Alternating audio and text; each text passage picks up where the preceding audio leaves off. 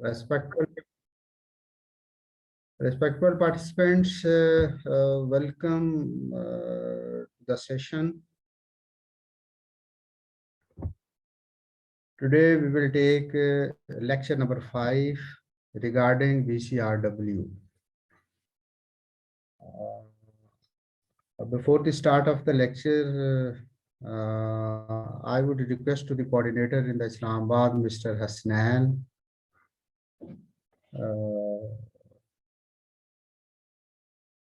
to मेरे पास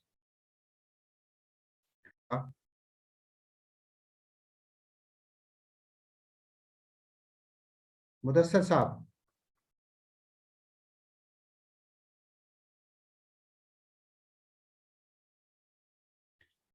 जी हसनैन, कहाँ गया मुदस्सर?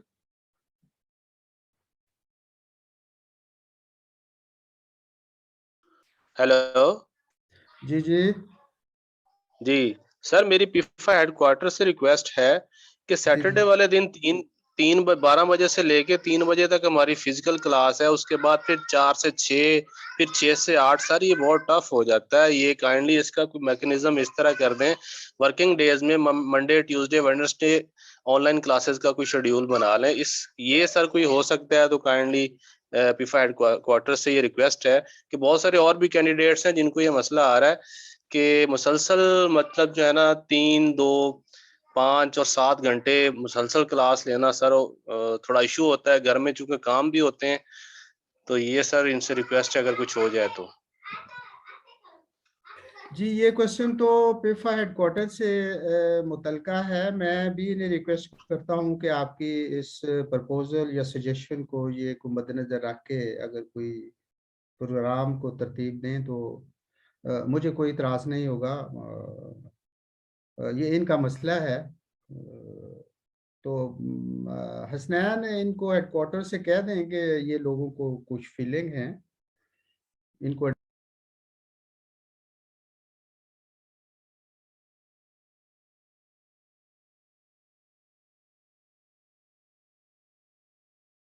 जी हसनैन, कोई सवाल नहीं है मेरे तक तो कोई नहीं आ रहा कोई हैंड रेस का मसला जो है।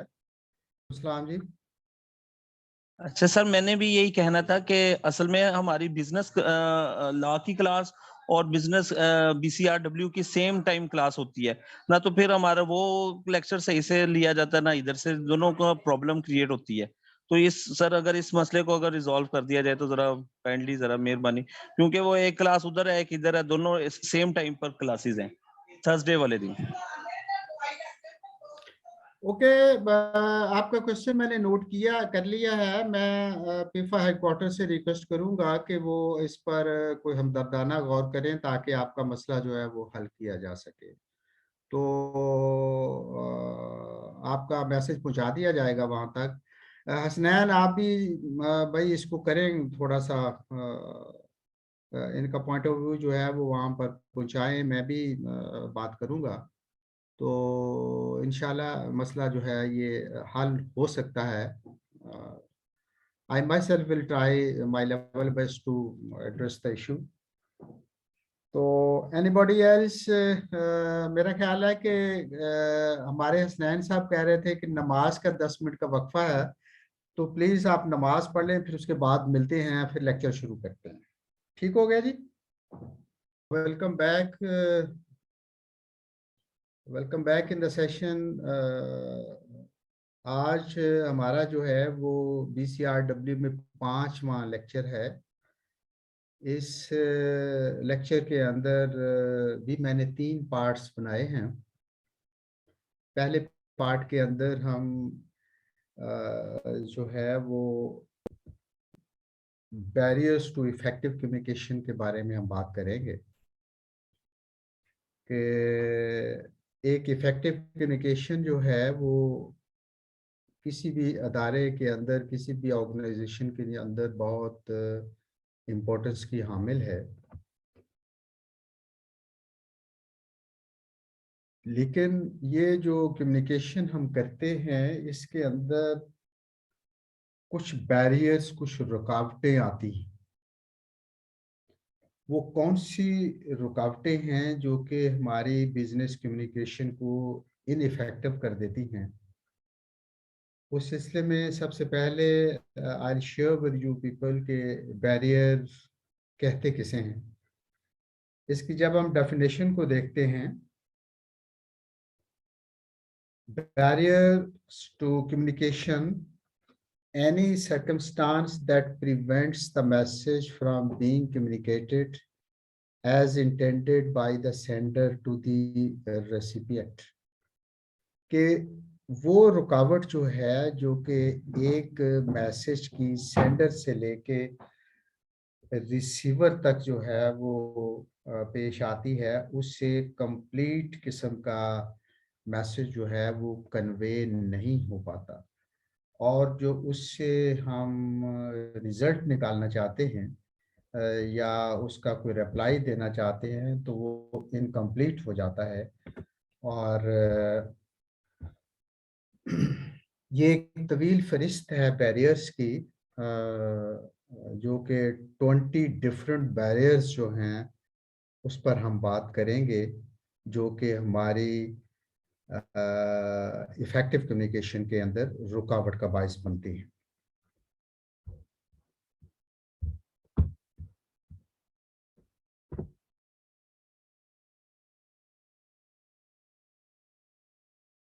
There are many reasons why the message that the sender sends is not the message that a receiver receives and interprets. बाज़-औक़ात होता है यूं है कि जो हम मैसेज भेज रहे होते हैं, सेंडर जो मैसेज भेजता है वो रिसीवर तक उसकी असल सूरत में पहुंच नहीं पाता।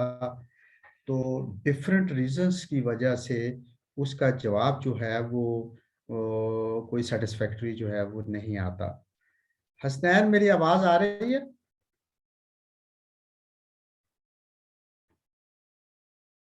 हसनैन, तो वो जो मैसेज जो है जो रिसीवर लेता है फिर उसको इंटरप्रेट करता है अपने हिसाब से, तो वो कौन सी रुकावटें हैं, कौन सी मुश्किलात हैं जो हमें दरपेश हैं हमारी इफेक्टिव कम्युनिकेशन के अंदर। तो उसमें पहली जो है वो बायसनेस होती है। Biasness, it is issues in the relationship between the sender and the receiver that can lead to bias. हम देखते हैं कि हमारा सेंडर जो है वो सेंडर और रिसीवर का आपस में ताल्लुक जो है वो इतना अच्छा नहीं होता, जिससे कहने वाला कुछ कह रहा होता है और सुनने वाला जो है उसको किसी और अंदाज से लेता है। तो ये बायसनेस जो है that leads to failure of the effective communication. हमने देखा होगा कि if the boss is strict, तो उसके कहने के अंदाज से और सुबॉर्डिनेट के सुनने के अंदाज से बायसनेस तो बेशक नहीं अपेरेंटली नजर आती, लेकिन जो मैसेज है वो डिस्टार्ट हो जाता है। तो that may be attributed towards the biasness के सीनियर जो है वो मुकम्मल मैसेज जो है वो सुबॉर्डिनेट को देने में नाकाम रहा है। और द सुबॉर्डिनेट जो है वो जब उसको कंप्लीट सेंस उसकी अंडरस्टैंड नहीं करेगा तो ही won't be able to give the satisfactory reply to the senior. तो सेंडर और रिसीवर का बायसनेस की एटमॉस्फेयर से, उसकी एनवायरनमेंट से बाहर निकलना जरूरी है। This is the first obstruction, this is the first जो है डिफ़िकल्टी जो कि पेश आ रही है मैसेज को सही तरीके से रिसीव ना करना और फिर उसका जवाब ना देना, वो बायसनेस के ज़ुमरे में विल फॉल इट। नंबर 2 जो है बाज़-औक़ात नॉइज़ जो है, physical interference that damage the message as it was being communicated. मसलन हमारा जो लेक्चर यहाँ चल रहा है इसके अंदर हमारा अगर सिस्टम जो है वो स्टेबल नहीं होगा तो हमारी आवाज़ के अंदर जो है, मैसेज के अंदर, मेरी डिलीवरी ऑफ द लेक्चर के अंदर जो है वो शोर आना शुरू हो जाएगा। और वो शोर ऐसा होगा कि वो जो सुनने वाले सामीन हैं, जो ऑडियंस हैं, उनके लिए मुश्किल होगा कि वो उसको सही तरीके से अंडरस्टैंड कर सकें और इंटरप्रेट कर सकें। नंबर 3 जो है वो कन्फ्यूजन, मैसेजेस के अंदर कन्फ्यूजन होती है। जब हम किसी से बातचीत करते हैं तो अगर हमारे माइंड के अंदर कोई कन्फ्यूजन पाई जाती है, बिकॉज के वी आर नॉट क्लियर कि what we want to convey to the receiver, तो ऐसी सूरत हाल जो है वो जब पैदा हो जाए कि मैसेज भेजने वाला जो है वही कंफ्यूज हो, उसे ही क्लैरिटी ना हो, उसे ही पता ना हो कि वो एक्चुअल कौन सा मैसेज जो है वो भेजना चाह रहा है, तो it would be very difficult for the receiver to receive that message.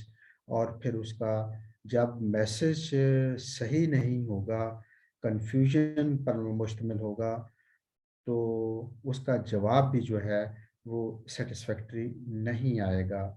It will lead to distortion और the very purpose of sending the message will ultimately lead to failure. तो इस सिलसिले में तीसरा हमारा जो मैसेज का क्लियर होना जो है, ये इस बात की दलील है कि रिसीवर हमारे मैसेज को अच्छे तरीके से अंडरस्टैंड कर सके। मैं आपको क्लैरिटी दूंगा तो आप लेक्चर को सही अंडरस्टैंड कर सकेंगे, और अगर मेरी बातचीत में, मेरे मैसेज सेंडिंग के अंदर मैं ही क्लियर नहीं होगा तो शायद I'll be at fault and at failure to send the message properly. How then I can expect a proper reply from your side? चौथी जो जो रुकावट हम फील करते हैं अपने मैसेजेस के अंदर, कम्युनिकेशन के अंदर, वो ये है कि सिलेक्टिंग द रॉन्ग चैनल, कि जिस चैनल से हम बेहतर तरीके से हम बात कर सकते हैं, उस चैनल की बजाय हम कोई सॉरी उस चैनल की बजाय दूसरा चैनल अगर हम इस्तेमाल करें तो शायद हमारा मैसेज जो है वो इफेक्टिवली कन्वे नहीं हो पाएगा। For example, trying to explain a complicated concept with words when a diagram and logical written explanation would be more effective. अब इफेक्टिव कम्युनिकेशन की अगर हम उसको देखें तो शायद अल्फाज जो हैं वो इतने अप्रोप्रिएट ना हो जितने के कोई डायग्राम या जो लॉजिकल लिखी हुई तहरीर जो है उसको समझाने के लिए वो हमें हेल्पफुल साबित हो। तो it depends on the right channel कि क्या सिर्फ अल्फाज ही काफ़ी हैं, या कि आपको किसी डायग्राम या किसी और तरीके से एक आसान स्टेटमेंट के ज़रिए चीज़ों को आपके ज़हनों तक पहुंचाया जाए। और one thing I would emphasize here further के अगर आपको प्रॉपर वे के अंदर अंडरस्टैंडिंग की मैसेज की नहीं होगी तो आप प्रॉपरली उसको कॉम्प्रिहेंड नहीं कर पाएंगे, आप अंडरस्टैंडिंग में मुश्किल पेश आएगी, और आप उसका बेहतर तरीके से ना तो अपने जहन में उसे बैठा सकते हैं और ना ही आप उसे उसका बेहतर जवाब दे सकते हैं। फिफ्थ वन जो है वो रुकावट जो है, इंटरप्शन जो है, वो इंटरप्शंस और डिस्ट्रैक्शंस हैं। बस जब हम मैसेज एक जगह से दूसरी जगह तक हम पहुंचाना चाहते हैं तो उसमें बहुत से अवामल और भी जो है शामिल हो जाते हैं। मसलन मेरा मैसेज जो है आप तक अगर हमारा कम्युनिकेशन सिस्टम जो है, नेट जो है हमारा ख़राब हो जाता है, हमारी लाइट ख़राब हो जाती है, और या बहुत से ऐसे हमारे पार्टिसिपेंट्स जो कि दूर दराज इलाकों में जो रहते हैं, शायद उन तक इतने स्ट्रॉन्ग सिग्नल्स जो हैं वो ना जा सकते हों। तो ऐसी इंटरप्शंस और डिस्ट्रैक्शन जो हैं वो हमारी इफ़ेक्टिव कम्युनिकेशन पर असरअंदाज होती हैं और वो मतलूबा नताइज हम हासिल नहीं कर पाते जो कि हमें जिसकी हम तवक्को कर रहे होते हैं। 6 नंबर जो हमारी इंटरप्शन की बात जब आती है तो इफ़ेक्टिव कम्युनिकेशन के अंदर वो कि नो फीडबैक। जब कोई रिसीवर जो है हमें फीडबैक नहीं देता, फीडबैक देने का मतलब ये है कि जो क्वेश्चन एक सेंडर पूछना चाह रहा है अपने दूसरे साथी से, दूसरी जगह से, सुबॉर्डिनेट हो या any other person who is receiving the message, अगर वो जवाब नहीं दे रहा, this would again be considered as an interruption in the effective communication। तो फीडबैक का होना ज़रूरी है। जब मैं या कोई और सेंडर जो है वो कोई मैसेज देता है तो रिसीवर उसका जवाब नहीं देता, तो उसमें एक चीज़ की अहमियत बढ़ जाती है कि या तो रिसीवर ने सही मानों के अंदर उस मैसेज को अंडरस्टैंड नहीं किया या इंटेंशनली एंड विलफुली वो इसके जवाब को रोक रहा है, तो आपकी कम्युनिकेशन जो है वो इफेक्ट कर जाएगी और आपको उसकी अंडरस्टैंडिंग जो है वो प्रॉपर वे के अंदर नहीं हो पाएगी। ना रिसीवर को, अगर आपको फीडबैक नहीं मिल रहा तो उसकी वजह से communication as it is a two way traffic, message देना और मैसेज को रिसीव करना जो है that makes the communication effective. तो नेक्स्ट हमारा जो नंबर है लैक ऑफ इंफॉर्मेशन। अगर इंफॉर्मेशन जो है किसी भी इशू के ऊपर हमारी इंफॉर्मेशन लैक कर रही है तो ये अंडरस्टैंडिंग में मुश्किल पेश आएगी, उसको इंटरप्रेट करने में मुश्किल हमें आएगी कि सवाल पूछने वाला क्या पूछना चाह रहा है और जिससे जवाब मांगा जा रहा है वो उसका जवाब किस अंदाज से देता है। It is very critical in the understanding process के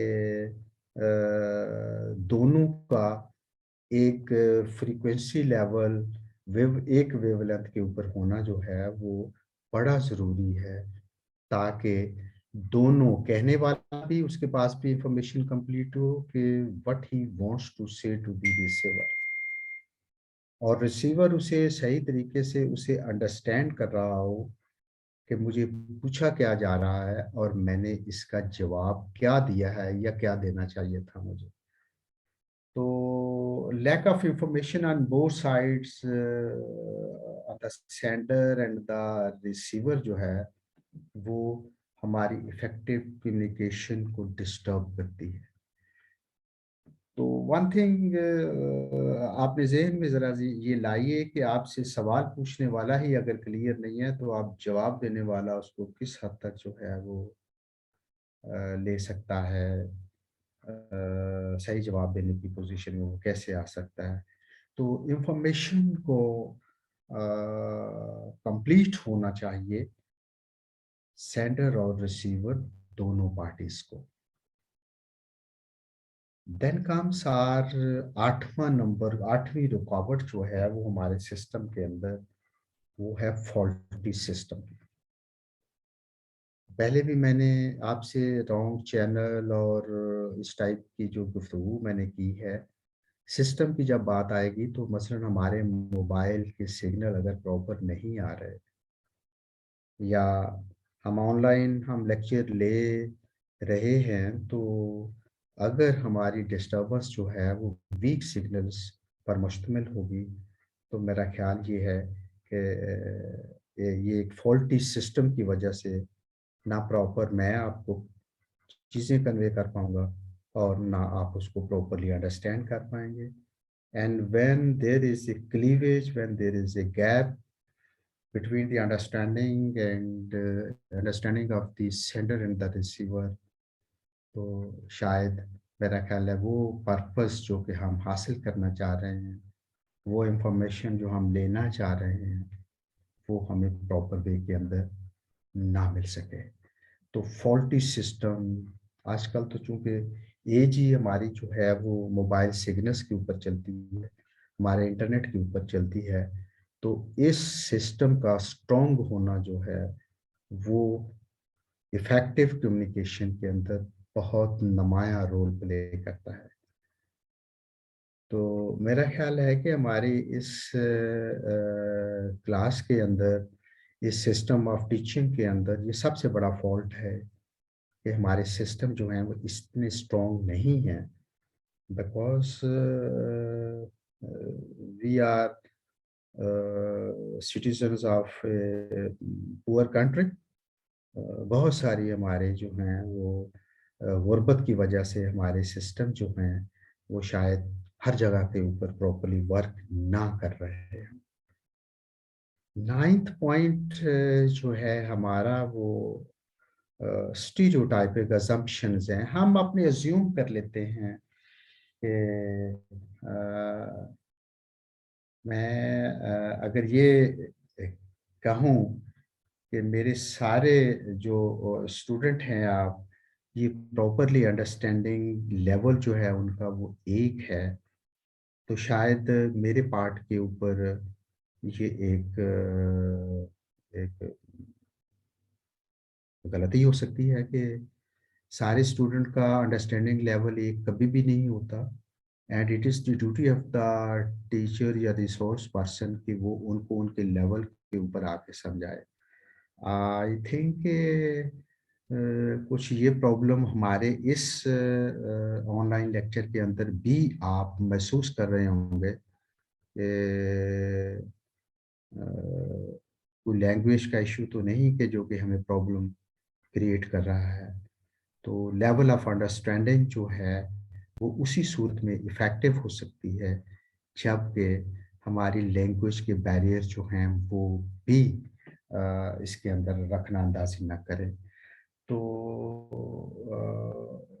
level of understanding of the recipients will remain different, person to person it varies। फिर इलाके के हिसाब से एक्सेंट का प्रॉब्लम आ जाता है और समझने में जो है वो मुश्किल आ सकती है। तो इस टाइप की जो चीज़ें हैं वो हमारी स्टीरियोटाइपिंग असम्पशन में हमारी इफ़ेक्टिव गुफ्तगू के अंदर जो है मुतासर कुन गुफ्तगू के अंदर जो है वो रुकावट बनने का सबब भी हो सकती है। Then we come to the number 10. Use of technical jargon or complicated language. अब मैं being a resource person, I do understand this thing कि मैंने वैसे आपसे इजाज़त ली हुई है और आपने मुझे इजाज़त भी दी हुई है कि अंग्रेज़ी और उर्दू जो है वो मिक्स करके आप ज़्यादा बेहतर तरीके से अंडरस्टैंडिंग कर सकते हैं। I am trying my level best कि मैं इनका कॉम्बिनेशन जो है वो दे के आपको जो है वो चीज़ों को समझाऊं, और टेक्निकल वर्ड से अवॉइड करना बड़ा ज़रूरी है इफेक्टिव कम्युनिकेशन के अंदर। Because you know कि when a doctor talks to the patient, वो टेक्निकल टर्मिनोलॉजी जब बोलेगा तो शायद मरीज उसको समझ ना पाए। एक इंजीनियर जो है वो अगर टेक्निकल अपने अल्फाज इस्तेमाल करेगा तो शायद एक लेमैन जो है उसको प्रॉपरली अंडरस्टैंड ना कर पाए। तो this would create a gap between the understanding of the sender and the receiver.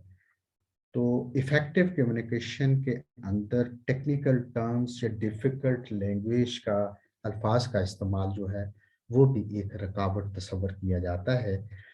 तो मेरा ख़्याल ये है कि सेंडर को मुश्किल अल्फाज नहीं इस्तेमाल करने चाहिए, टेक्निकल अल्फाज नहीं इस्तेमाल करने चाहिए, ताकि उसका रिसीवर जो है वो उसे प्रॉपर वे के अंदर उसकी उसको अंडरस्टैंड कर सके और फिर उसका जो जवाब अगर ज़रूरत है तो वो जवाब भी दे सके। पॉइंट नंबर 11, 11वीं मुश्किल जो है, जो रुकावट हमारे दरमियान जो है इफेक्टिव कम्युनिकेशन में, वो poor listening skills of the receiver. शुरू में मैंने आपसे पूछा था कि आपके कोई मसाइल हैं, आपके कोई इश्यूज हैं, तो आप मुझे बताएं ताकि मैं उनको जहां तक मुमकिन है मैं उसको हल कर सकूं। तो आप दो लोगों के जो मसाइल मेरे सामने, मसले जो हैं वो आए कि आप सही तरीके से ऑनलाइन क्लास को अंडरस्टैंडिंग नहीं दे पा रहे, नहीं सुन रहे क्योंकि आप थके हारे हैं। You have developed a poor listening skill because you have been overburdened. So it leads to lack of attention, ability to absorb information or perceptual selection in simple terms, selective hearing. Selective hearing कहते हैं कि जो दिल चाहे किसी चीज का, जो पसंद है वो सुन ले और जो नहीं उसको ना सुना। तो लिसनर के अंदर, ऑडियंस के अंदर ये एक रुकावट आती है कि जब वो थके होंगे, जब उनका दिल नहीं जा रहा होगा, तो शायद वो उस पुअर लिसनिंग स्किल के तहत चीज़ों को नज़रअंदाज कर देंगे। तो सिलेक्टिव हेयरिंग का जो एलिमेंट है वो हमारी इफेक्टिव कम्युनिकेशन को डिस्टर्ब करता है। तो इसमें जो रिसीवर है उसका कसूर तो इस हद तक तो हो सकता है कि वो जानबूझ के ऐसा कर रहा है, लेकिन समटाइम्स कुछ चीज़ें उसके कंट्रोल से बाहर हो जाती हैं। बिकॉज जमशेद या जो लोगों ने पहले मुझसे सवाल किया था कि they have been attending the online lectures since 12 o'clock, 12 बजे से वो सुन रहे हैं। तो शायद जो पहला लेक्चर उन्होंने सुना होगा उसमें तो उनकी अटेंशन या लिसनिंग स्किल जो है वो स्ट्रॉन्ग होंगी, लेकिन लास्ट लेक्चर तक शायद उसके अंदर बहुत सारी वीकनेसेस आ जाएं, उनकी अटेंशन डाइवर्ट हो जाए, उनकी ability to absorb the information जो है वो डिस्टर्ब हो जाए और वो सिर्फ वही बात सुनना चाह रहे हों जो उनकी मर्ज़ी के मुताबिक हो। कुछ डिफ़िकल्ट इश्यूज अगर लेक्चर के अंदर आ रहे हैं तो वो उनसे उसको नज़रअंदाज कर देंगे। तो poor listening skills of the receiver जो हैं, that is also an important factor in giving the outcome of the poor listening skills. 12th number के ऊपर जब हम आते हैं तो उसमें non verbal science that contradict a verbal message.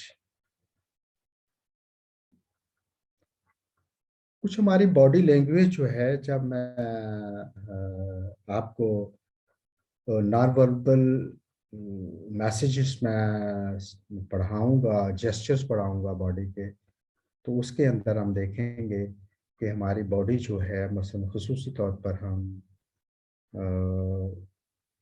Head shaking जो है करते हैं, तो उसका नॉर्मली मतलब जो है वो यस लिया जाता है। लेकिन डिफरेंट कल्चर्स के अंदर डिफरेंट उनकी इंटरप्रिटेशन जो है वो होती है। वो अगली एक पॉइंट के अंदर आएगी जहां मैं आपके साथ उसको शेयर करूंगा।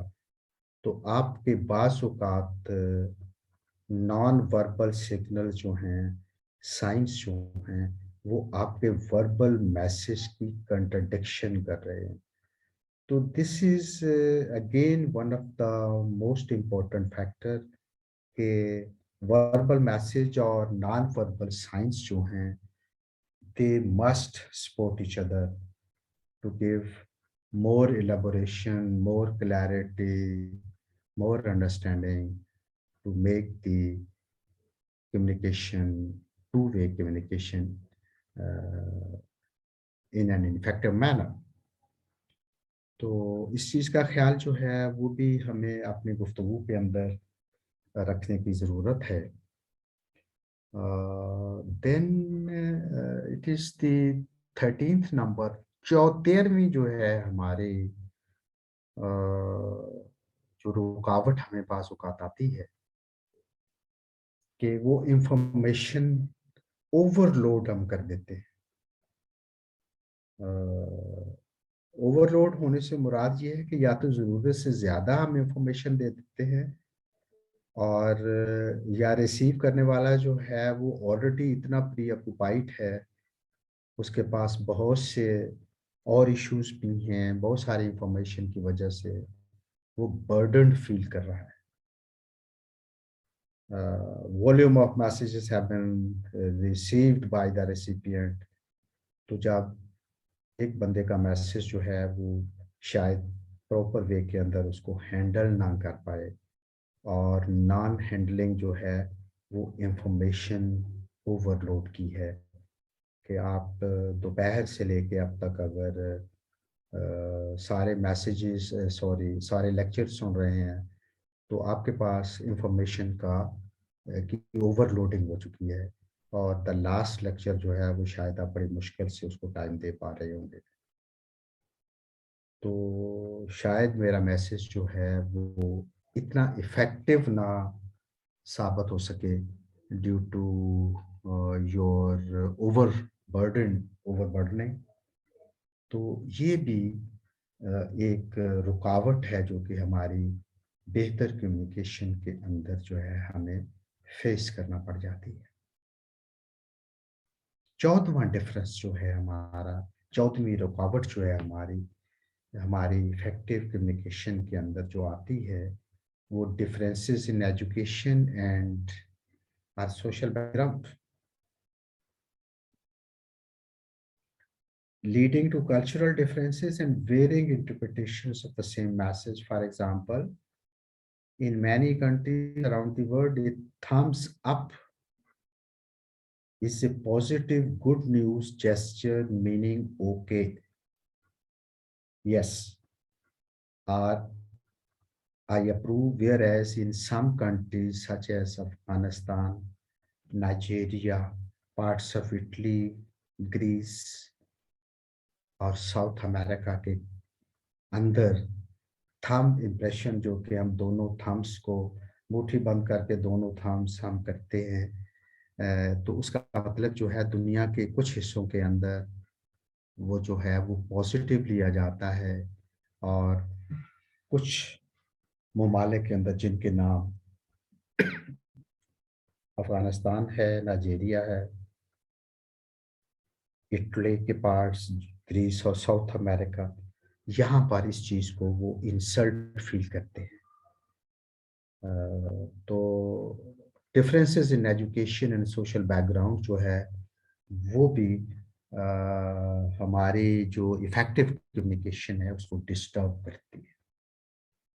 तो one must be very clear that keeping in view the differences in education और social background, हमें अपनी जो कम्युनिकेशन है सेंडर को और रिसीवर को, सेंडर को पर्टिकुलरली, कि उसकी बैकग्राउंड के मुताबिक जो है रिसीवर की वो हम मैसेज कन्वे करें। तो ये डिफरेंस जो है ये भी एक रुकावट जो है हमारा एजुकेशन और सोशल बैकग्राउंड की वजह से हमें फेस करना पड़ जाता है। 15th रुकावट जो है हमारी इफेक्टिव कम्युनिकेशन के अंदर, the sender and the receiver speak different languages. जब एक सेंडर मैसेज भेजने वाला शख्स जो है वो और रिसीव करने वाला अगर मुख्तलिफ लैंग्वेजेस जो हैं वो बोलने वाले हों, तो मेरा ख्याल है कि सेंडर के लिए भी मुश्किल होगा कि वो समझा सके व्हाट ही वांट्स, और रिसीवर जो है उसको किस अंदाज से लेता है। वो लैंग्वेज का प्रॉब्लम जो है उनके सामने वो आ खड़ा होता है, और प्रॉपर मैसेज जो है वो कन्वे नहीं हो पाता। जब प्रॉपर मैसेज कन्वे नहीं हो पाएगा तो डिफरेंट लैंग्वेज की वजह से तो उसका प्रॉपर जवाब कैसे मौसूल हो सकता है। तो इस से जब हम इस चीज़ को देखते हैं तो हमारी गुफ्तगू जो है वो इनकम्प्लीट रह जाती है, नामुकम्मल रह जाती है, और ना मैसेज भेजने वाला जो है वो मुतमईन होता है और ना ही रिसीव करने वाला जो है उसको प्रॉपर्ली हैंडल कर पाता है। तो बीच में ही मामला रह जाता है और एक कम्युनिकेशन जो है वो इनइफेक्टिव डिक्लेयर हो जाती है। 16वां नंबर जो है वो अ, अगर सेंडर और रिसीवर जो हैं वो डिसलाइक करें एक दूसरे को, ऐसी भी बाज़ औक़ात सूरत-ए-हाल हो जाती है कि मैसेज भेजने वाला और रिसीव करने वाला जो है वो एक दूसरे से नफ़रत करते हैं, एक दूसरे को पसंद नहीं करते, एक दूसरे पर ट्रस्ट नहीं करते, तो भी दोनों की जो गुफ्तगू है वो इनइफेक्टिव डिक्लेयर हो जाएगी। क्योंकि उसके अंदर एलिमेंट जो है डिसलाइकनेस का आ जाएगा, लैक ऑफ ट्रस्ट का आ जाएगा, और प्रॉपर वे के अंदर ना तो सेंडर मैसेज कन्वे कर पाएगा और ना ही रिसीवर जो है उसको सही मायने के अंदर वो रिसीव करेगा। तो दिस इज 16th रुकावट, हर्डल या ऑब्स्ट्रक्शन जो है वो हमें फेस आती है हमारी इफेक्टिव कम्युनिकेशन के अंदर। वो इस वजह से है कि हम एक दूसरे को पसंद नहीं करते, एक दूसरे पर हम ट्रस्ट नहीं करते, तो हमारी इंफॉर्मेशन जो है वो हमारी जो कम्युनिकेशन है वो प्रॉपर वे में नहीं हो पाती। 17th biased recipient. Recipient of the information may be biased either due to personal and cultural differences.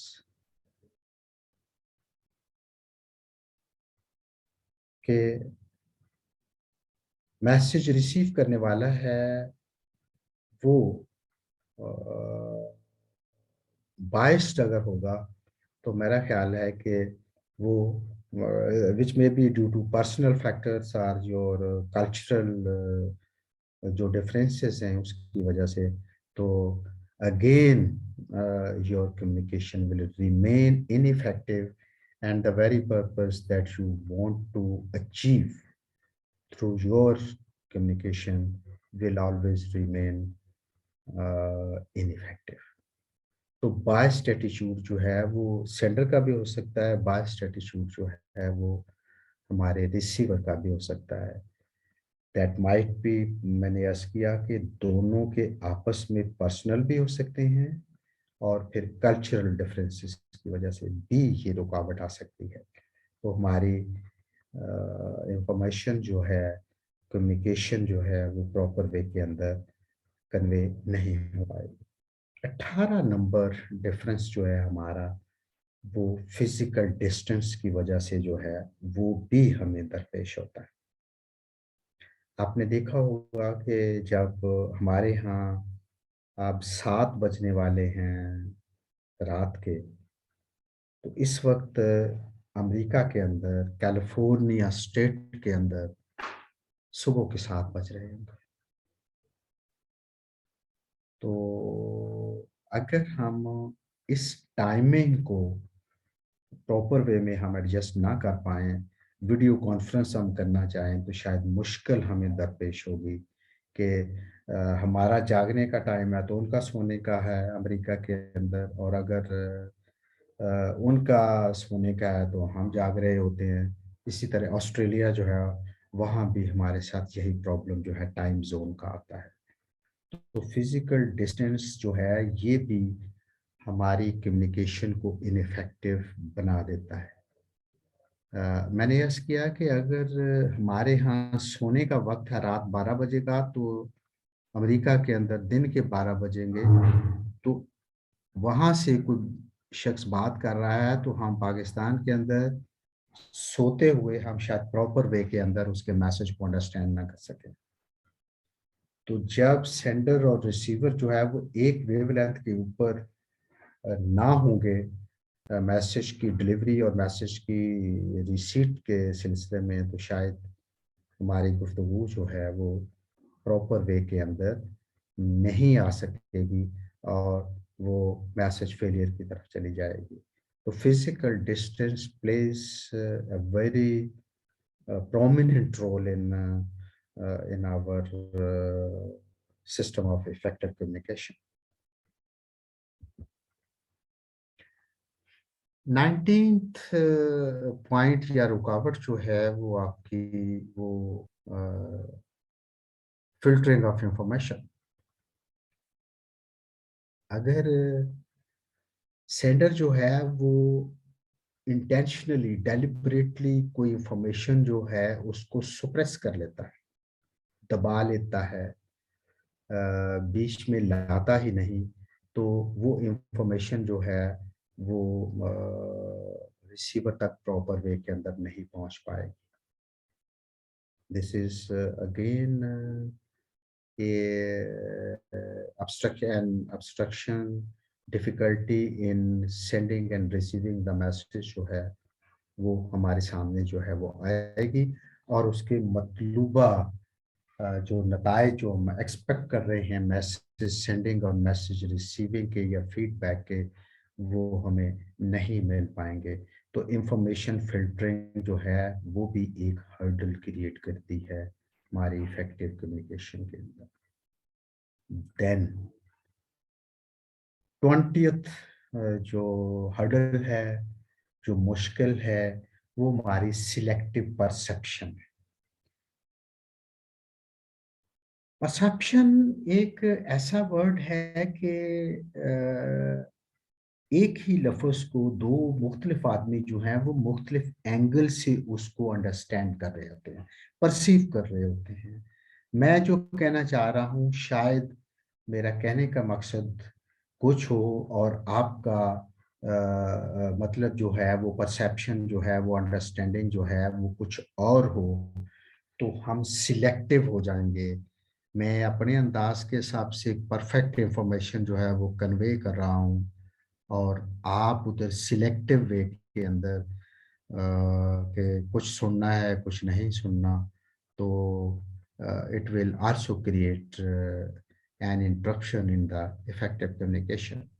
This describes the process by which the subconscious mind subjectively decides which stimuli relating to an object, person or event or are relevant and accepts only such stimuli which do not contradict the interest, experience, background and attitude of the recipient and match the individual's viewpoints.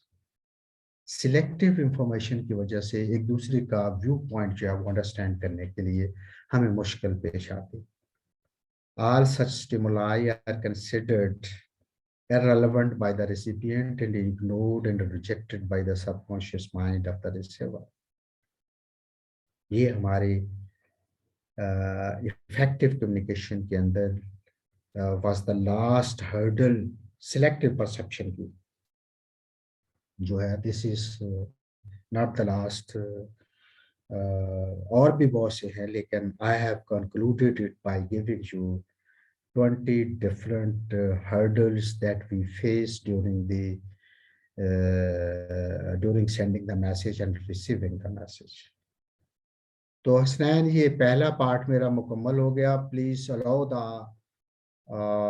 participant to ask the question on this topic, the first part of my lecture, today's lecture। कोई सवाल है तो वो मुझसे कर लें।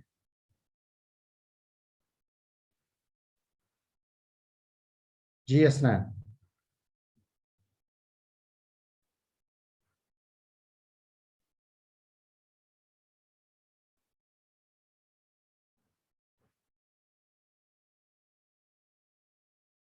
Coordinator from Islamabad or from anywhere who is watching the online lecture, May I like to ask the participant or allow the participant to ask the questions about the topic? Hasnan is requested. Sir Shahriyar बात कर रहा हूँ, कैसे हैं sir? ठीक है जी, कहाँ से? लाहौर से? लाहौर से सर, एग्जैक्टली। शहजाद जी, शहरियार शहरियार सर। जी जी जी शहरियार, बताइए। सर गुजारिश ये है कि सेलेक्टिव परसेप्शन और स्टीरियोटाइपिंग में डिफरेंस बता सकते हैं सर? थोड़ा सा काइंडली एक्सप्लेन कर दें। स्टीरियोटाइपिंग बेटे जो है वो तो बना बनाया नहीं, स्टीरियोटाइपिंग जवाब दिए जा रहे हैं जो पहले ही ऑलरेडी जो है वो हमने एक माइंड बनाया हुआ है। Perception is different, it's shades are different. हम हर चीज के बारे में डिफरेंट परसेप्शंस रखते हैं। हमारा ख्याल जो है, जब मैं अगले लेक्चर्स के अंदर आऊंगा तो उसमें जब हम इंट्रा पर्सनल कम्युनिकेशन के ऊपर हम बात करेंगे तो उसके अंदर परसेप्शन का टॉपिक जो है मैं डिटेल में करूंगा। इसका सादा अल्फाज में मतलब ये है कि क्या कहते हैं उसको, कि किसी एक चीज के बारे में दो बंदों के डिफरेंट परसेप्शंस होना, डिफरेंट व्यूज होना, डिफरेंट अंडरस्टैंडिंग होना। स्टीरियोटाइपिंग है जो चला आ रहा है सिलसिला, उसी को एज इट इज उसको आगे कन्वे कर देना, उसको एज इट इज अंडरस्टैंड कर लेना। These are the basic differences between the stereotyping. बना बनाया जवाब स्टीरियोटाइपिंग जवाब है। परसेप्शन जो है it varies person to person. मेरी परसेप्शन आपकी परसेप्शन से मुख्तलिफ हो सकती है, और परसेप्शन को मजीद मैंने अर्ज किया कि मैं आपके साथ शेयर करूंगा जब हम इंट्रापर्सनल स्किल्स के ऊपर आएंगे तो उसमें हम डिटेल में बात करेंगे। Are you satisfied? Okay sir, thank you sir. जी, anybody else from Karachi?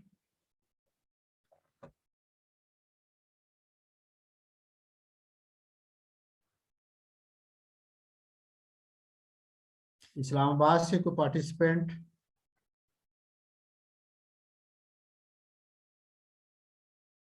Lahore से?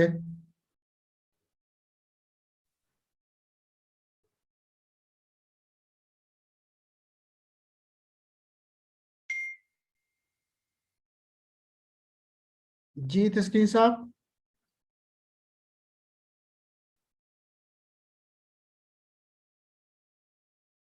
शायद का सिस्टम कोई इतना फेवर नहीं कर रहा उनसे, उनकी आवाज मेरे तक नहीं आ रही।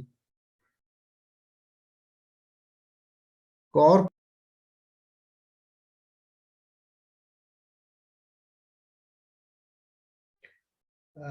हसनैन साहब, मेरा ख्याल है हमारा शायद सिस्टम कुछ इतना स्ट्रॉन्ग नहीं है कि people are unable to sir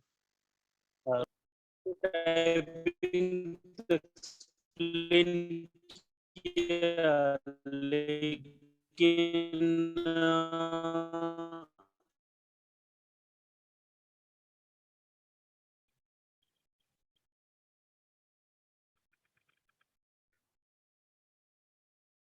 ji Nasrallah साहब?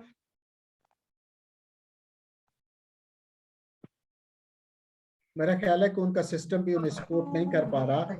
तो हसनैन साहब, हम फिर नेक्स्ट पार्ट पर चले अपने लेक्चर के।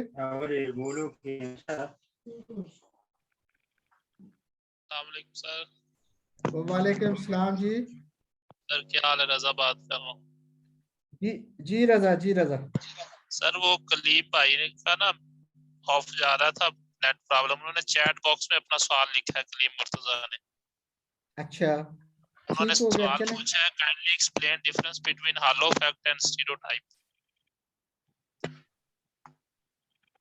हेलो इफेक्ट का तो शायद मैं ना जवाब दे सकूं यहाँ पर, लेकिन स्टीरियोटाइपिंग का मैं जवाब दे चुका हूँ शहरियार के सवाल के अंदर, और जो कि उसने परसेप्शन और स्टीरियोटाइपिंग में पूछा था। तो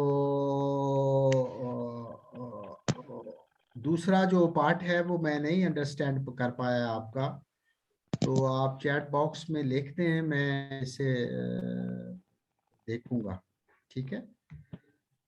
तो इसके अलावा कोई सवाल है तो प्लीज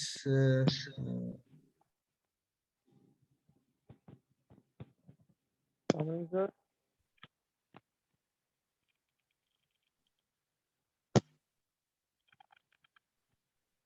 लाहौर से जफर खान,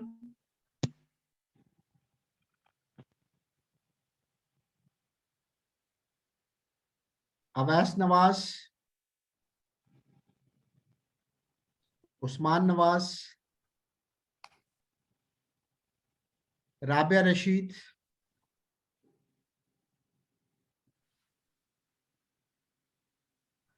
मुनीबा। अस्सलाम वालेकुम सर। वालेकुम सलाम जी बेटे। नहीं सर, सारे टॉपिक्स क्लियर हैं। अच्छा ओके बेटे, ओके ओके। तो फिर हम आगे चलें, फिर हम नेक्स्ट पार्ट जो है इसका। वालेकुम सलाम जी। सर जी क्लियर है सर टॉपिक माशाल्लाह। नेक्स्ट चलें ओके ओके जी, ओके ओके चले। तो नेक्स्ट जो है वो उसके ऊपर अब हम शिफ्ट होते हैं, चलते हैं उधर।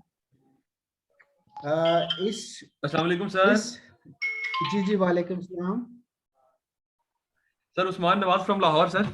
जी जी जी Usman Nawaz. Sir everything is clear sir, concept is very clear, the abstract is very fine sir. Okay बेटे, ओके ओके बेटे, थैंक यू वेरी मच। मैं कराची वालों से मुझे लगता है कि वो नाराज हैं, उन्हें समझ नहीं आती।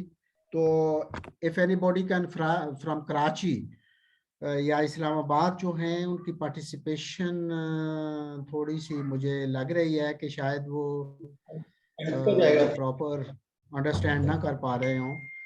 तो anyhow, if the concept is clear about the topic that I have explained before you people, तो मेरा ख्याल है कि हमें आगे अब चलना चाहिए। पार्ट 2 की एक्सरसाइज मैंने प्रेसी की आपको दी है, ये मैं शो कर रहा हूं आपको। आप 5 मिनट इसको देखें और 120 वर्ड्स के ऊपर ये मुश्तमिल प्रेसी की एक्सरसाइज है। ये मैंने आपसे जो है वो अपने तौर पर आप एक दो रीडिंग करके इसके मेन पॉइंट्स निकाल के रखें, अपनी कॉपी के ऊपर लिखें। फिर मैं इसका सलूशन आपको 5 मिनट के बाद दूंगा। तो ट्राई टू अंडरस्टैंड, 120 वर्ड्स पर मुश्तमिल पैसेज है और आपने इसका जवाब जो है वो 40 से लेके 45 वर्ड्स के अंदर देना है। Just give a reading, 1-2 reading, 1-1.5 minute में पढ़ सकते हैं आप इसे। तो यू आर गिवन 5 मिनट्स। मेरे पास 14 मिनट हुए हैं, तो 20 मिनट के ऊपर मैं इसका सलूशन आपके साथ शेयर करूंगा।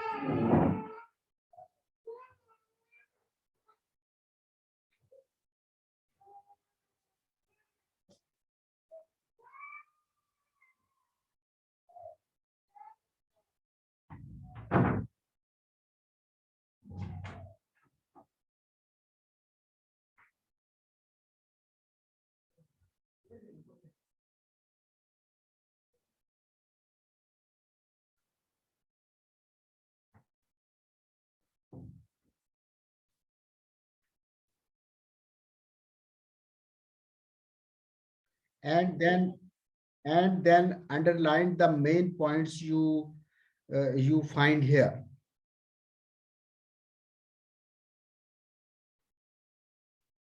आपने लिखना भी नहीं है, अंडरलाइन करना है इसके अंदर जो मेन पॉइंट्स हैं। फिर मैं इसका सलूशन आपको दूंगा और फिर आप उसको अपने मेन पॉइंट्स के साथ मैच कर लीजिएगा। You are left with 4 minutes.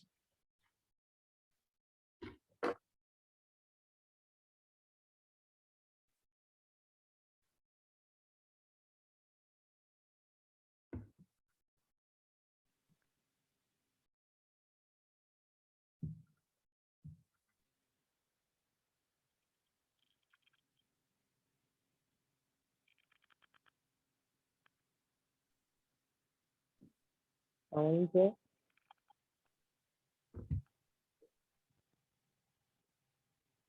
जी मैं सुन रहा हूँ, कुछ आप सवाल करना चाह रहे हैं? Sir Mohammad Zubair from Karachi. Sir ये selective perception and filtering of information का पर्पस सेम ही होता है कि हम रेसिपिएंट की फेवरेबल इंफॉर्मेशन है नहीं वो बेटे, I am focusing convey on करना दिस चाहते पार्ट ओनली। ये आपके सवाल का टाइम जो है वो अब निकल गया है। हैं। अब आप इस पर फोकस करें और अपने सवालात मुझे भेज दीजिएगा। अगर उसकी एक्सप्लेनेशन आपको अंडरस्टैंडिंग नहीं आ रही तो now we have left that topic behind. इसके ऊपर आप फोकस करें, इसकी रीडिंग दें। 3 मिनट रह गए हैं मेरे पास और ये प्रेसी करनी है आपने। 120 वर्ड्स के ऊपर मुश्तमिल पैसेज है। आपने रीडिंग दे के एक या दो तो अंडरलाइन करने हैं इंपॉर्टेंट पॉइंट्स, जो कि आप अपनी प्रेसी के अंदर लिखेंगे। लिखवाऊंगा नहीं मैं आपको, लेकिन अगर आपको प्रेसी लिखनी पड़ जाए तो आप उन पॉइंट्स को एक्सप्लेन करके अपनी प्रेसी तैयार कर सके। You are left with 2 minutes. उसके बाद फिर मैं आपको इसको सॉल्यूशन की तरफ लेके चलता हूं।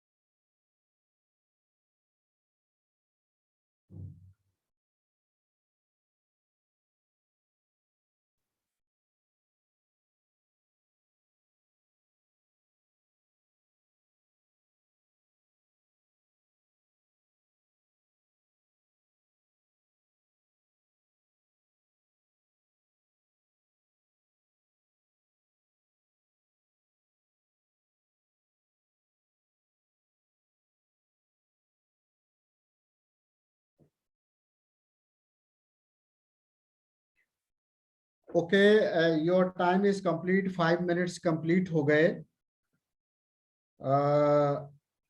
इस पैसेज को आपने डेफिनेटली कम से कम 2 मरतबा तो पढ़ लिया होगा, रीडिंग दे ली होगी, और जो इम्पोर्टेंट पॉइंट्स इसके अंदर हैं वो शायद आपने अपनी नोटबुक के ऊपर नोट भी कर लिए होंगे।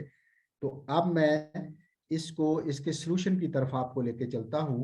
तो प्लीज इस पैसेज के अंदर जो कि 120 वर्ड्स के ऊपर मुश्तमिल था या है, उसमें 3 डिफरेंट इंपॉर्टेंट पॉइंट्स जो हैं वो सॉल्यूशन में मैंने दिए हैं।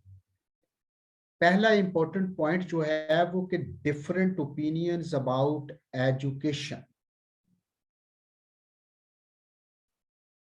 के मुख्तलिफ लोगों की एजुकेशन के बारे में मुख्तलिफ राय होती हैं। दूसरा इंपॉर्टेंट पॉइंट इस पैसेज के अंदर जो कि सॉल्यूशन में मैं आपके सामने डिस्प्ले में रख रहा हूं कि some are against that it failed to achieve its objects. तीसरा इंपॉर्टेंट पॉइंट जो है वो आपका आ रहा है कि education in relation to individual, comma education in relation to the community. मेरे हिसाब से ये 3 इंपॉर्टेंट पॉइंट्स जो हैं वो आपके इस पैसेज के अंदर आपको मिल गए होंगे। इस पैसेज को पढ़ने के बाद आप जब टाइटल इसका डिसाइड करेंगे, क्योंकि प्रेसी के अंदर टाइटल देना जरूरी होता है, तो टाइटल को मैंने दिया है problems of education and different opinions.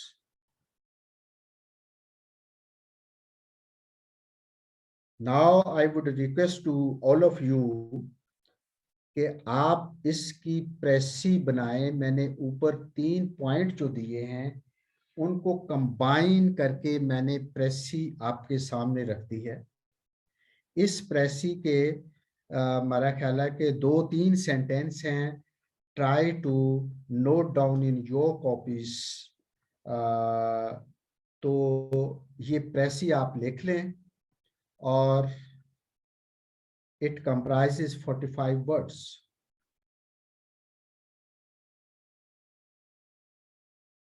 The problem of education is a disputed one. प्रेसी में पढ़ रहा हूं, उस पैसेज प्रेसी ये है, the problem of education is a disputed one, even if the modern civilized states think it desirable, comma, its goal cannot be determined. Full stop. Some people think that the aim of education is to develop individual capabilities. Others regard development of the community as the object. ये education के objects जो हैं, ये इसको इस तरीके से तरतीब दिया गया है कि ये 45 वर्ड्स के ऊपर मुश्तमिल हमारी प्रेसी जो है वो तैयार हो गई है। Anybody who has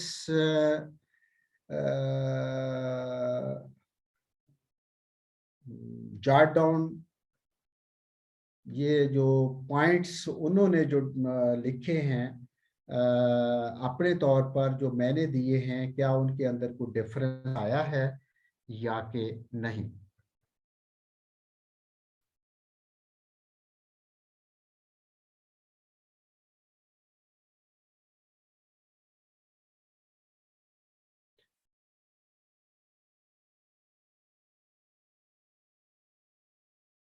ji, Adnan from Lahore.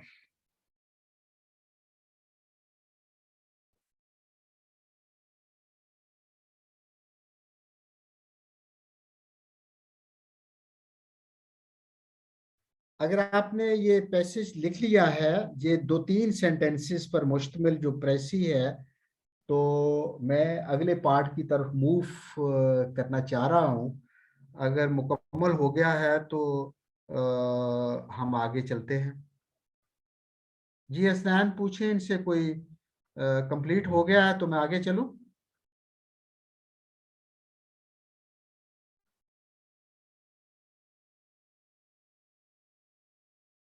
चाहता हूँ कि ये जो एसी है ना, जी जी दोबारा इसमें बोलिए। हर बंदे का अपना थिंकिंग होता है, तो टाइटल मुख्तलिफ भी हो सकती है। जी बिल्कुल हो सकती है, बिल्कुल हो सकती है, बिल्कुल हो सकती है। ठीक है सर, लेकिन वो main purpose, main subject matter के करीब करीब रहे।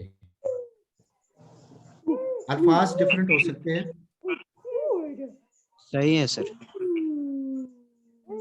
जी एनी अदर क्वेश्चन?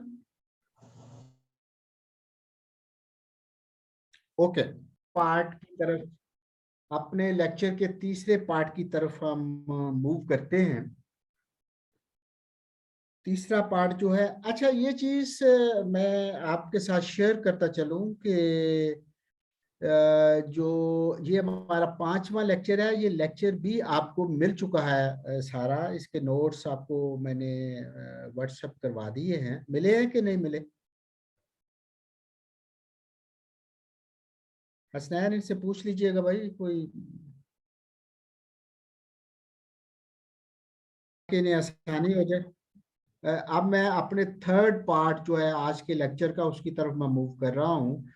तो पार्ट 3 है कॉम्प्रिहेंशन के बारे में।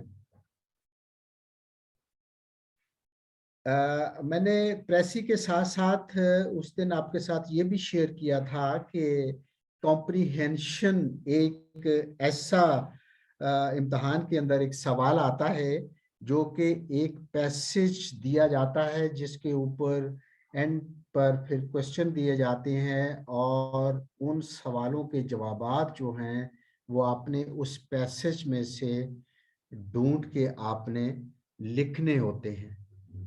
तो इस जो इस टाइप का जो क्वेश्चन अगर एग्जामिनर आपसे पूछ लेता है तो आप उसको किस तरीके से अटेम्प्ट करेंगे और उसके लिए कुछ रूल्स जो हैं वो एक्सपर्ट्स ने बना के दिए हैं, वो रूल्स मैं आपके साथ शेयर करूंगा। तो काइंडली कॉम्प्रिहेंशन को पहले अंडरस्टैंड कर लें कि ये क्या चीज़ होती है।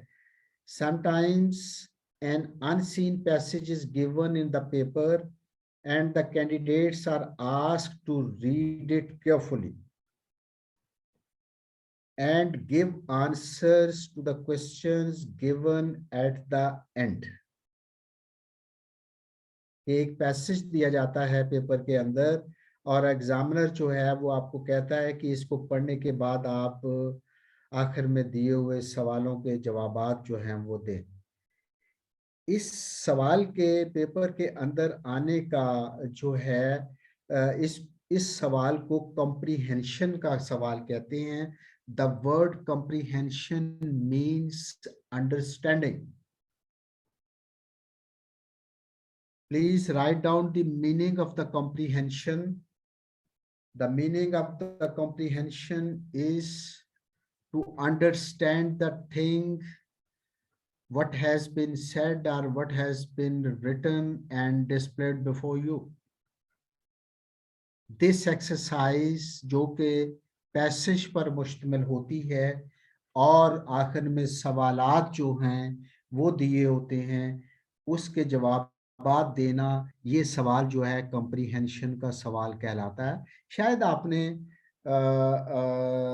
शुरू से आप 9th 10th में भी कॉम्प्रीहेंशन पढ़ के आए हैं, इंटर में भी पढ़ के आए हैं, बीए में भी पढ़ी होगी आपने, और आपका जो बेसिक इंग्लिश का क्वेश्चन पेपर होता है बिजनेस इंग्लिश का, उसके अंदर भी ये क्वेश्चन पूछा जाता है। तो यहाँ भी ये क्वेश्चन आपको पूछा जा सकता है कि एक पैसेज दिया जाए, उसके एंड पर सवालात हों, आप उन सवालात के जवाबात जो हैं वो दें। ऐसा सवाल जो है वो कॉम्प्रीहेंशन का सवाल कहलाता है। The purpose behind this comprehension question is it is to know whether candidates understand the passage accurately and are able to answer the questions correctly.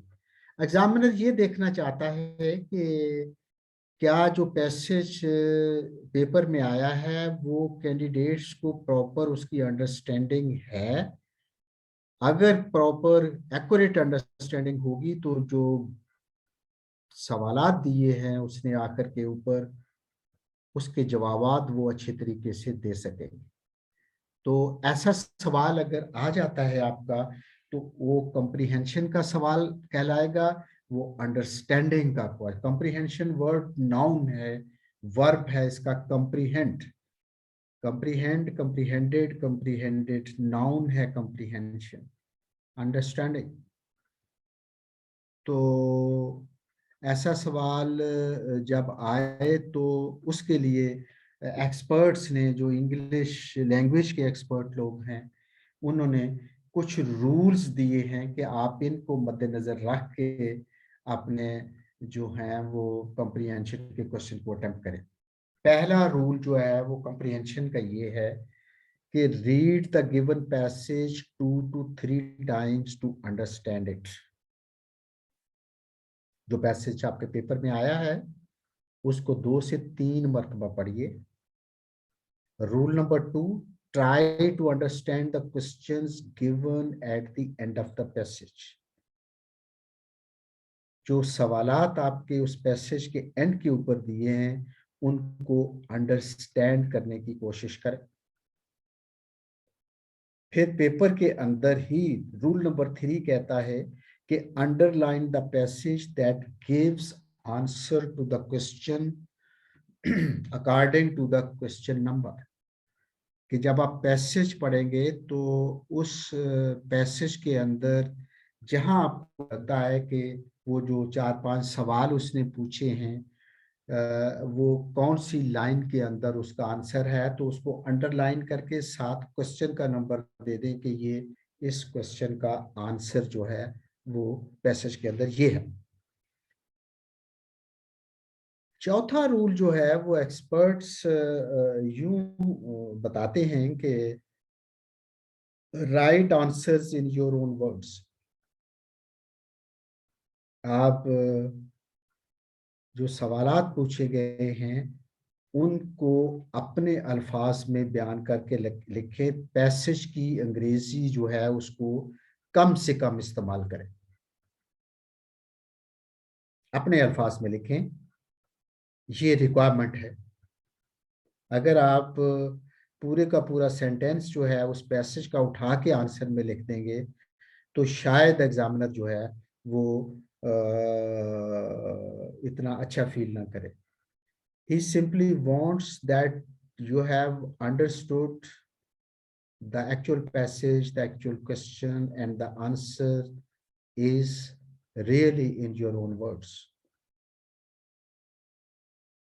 पांचवा जो रूल एक्सपर्ट्स बताते हैं वो ये है कि answer the questions in the tense in which the question was asked, कि आपके जो सवालात दिए हुए हैं पैसेज के एंड के ऊपर, आपने जिस टेंस में सवाल पूछा जा रहा है उसी टेंस में आप जवाब देंगे। अगर प्रेजेंट टेंस में पूछा गया है तो प्रेजेंट टेंस में उसका जवाब दें, और अगर क्वेश्चन जो है वो पास्ट टेंस में पूछा गया है तो उसका पास्ट टेंस में ही जवाब दें। With this brief explanation of the concept of comprehension and the rules favoring to answer the correct answers relating to the question asked by the examiner या पेपर सेटर, वो मैंने आपके सामने रख दिए हैं।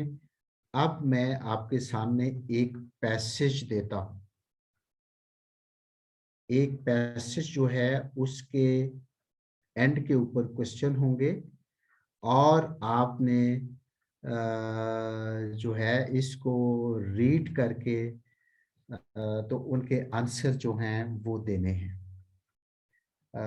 इसको पढ़िए, 5 मिनट ले लीजिएगा। ये एक्सरसाइज है इस कॉम्प्रिहेंशन पैसेज की। Try to read it. 5 minute के अंदर आप शायद इसे कम से कम एक दफा तो जरूर ही पढ़ सकते हैं। और फिर मैं इसके सवालात आपके सामने डिस्प्ले करूंगा। देन मैं इसके आंसर्स आपको दूंगा।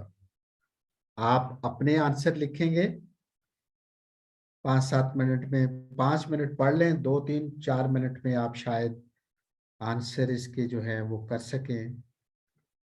अगर नहीं कर सकेंगे तो भी कोई बात नहीं, but read the passage thoroughly.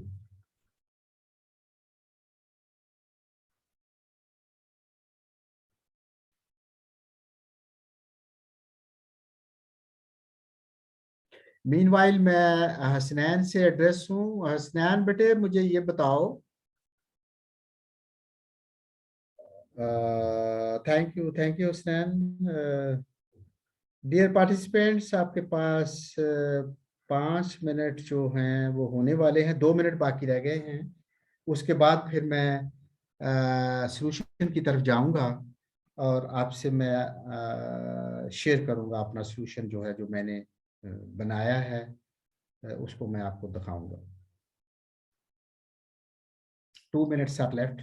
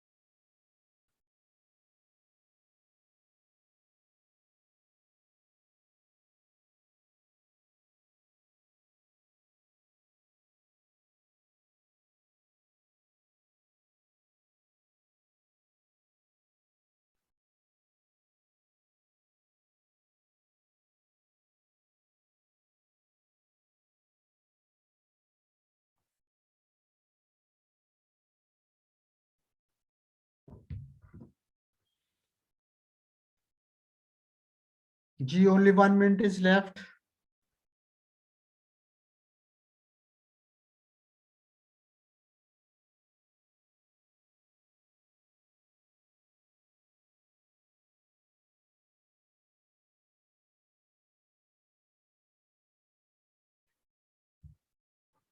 Please अब आ जाएं कि क्वेश्चन इसके अंदर क्या हैं, फिर उनके आंसर्स मैं आंसर भी दूंगा।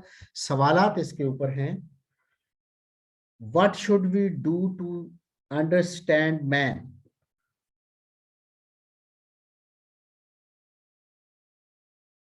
दूसरा सवाल है, why should we look beyond the individual man to understand him?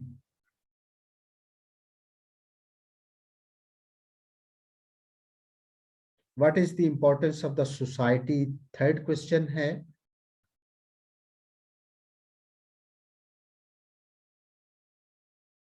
Fourth question है, what does the writer mean by morality?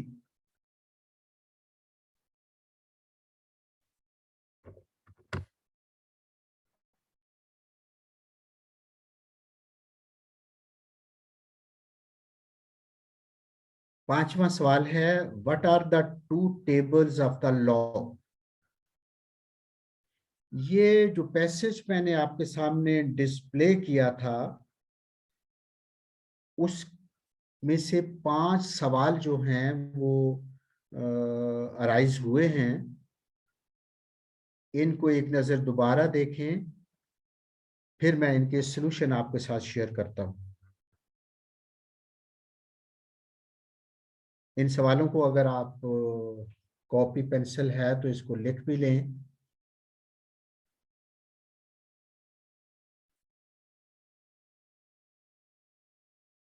और देन इनके आंसर जो हैं वो मैं आपको शेयर करता हूं आपके साथ।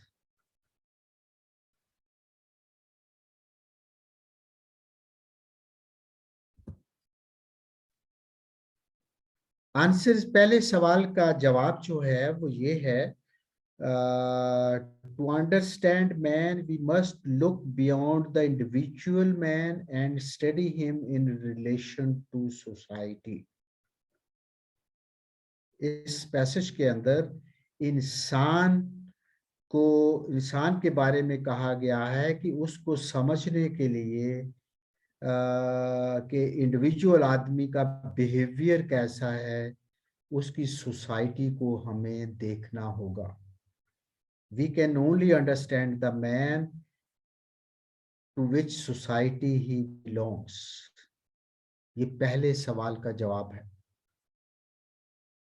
दूसरा सवाल जो है उसका जवाब ये है कि we should look beyond the individual man because he is the product of a particular society in which he has lived and grown.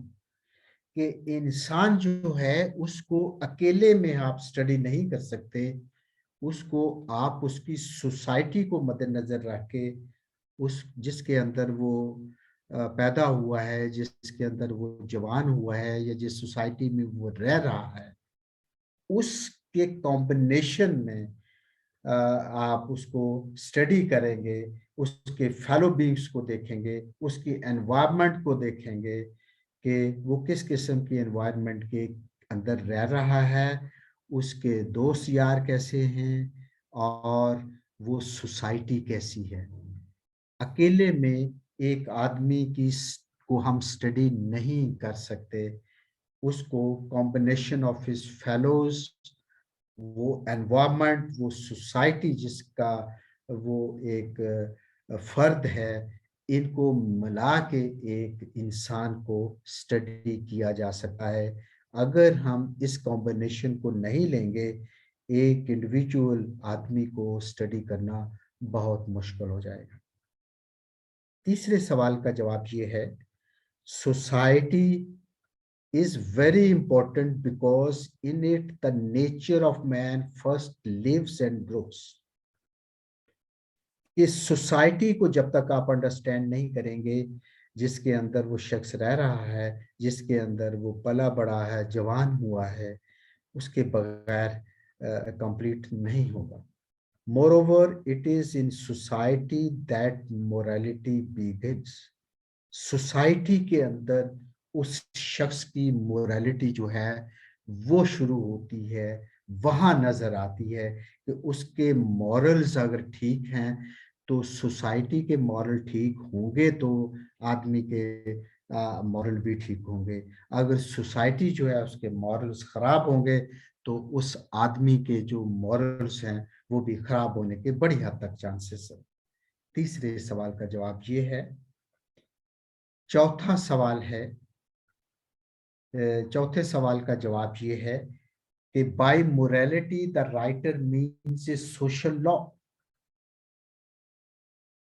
किसी भी मुल्क के आदमी को उसकी स्टडी करने के लिए जरूरी है कि उस मुल्क के, उस सोसाइटी के सोशल लॉ को देखा जाए, मुआशरती कदरों को देखा जाए, क्योंकि एक आदमी जो है वो जो मुआशरती कदरें हैं उसकी रिफ्लेक्शन होता है।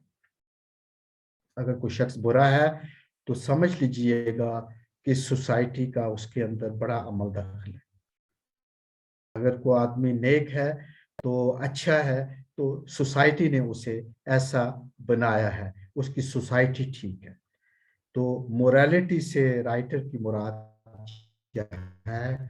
वो मुआशरती इक़दार हैं जो कि एक आदमी के ऊपर असरअंदाज होते हैं। Then fifth one question comes, there are two tables of law.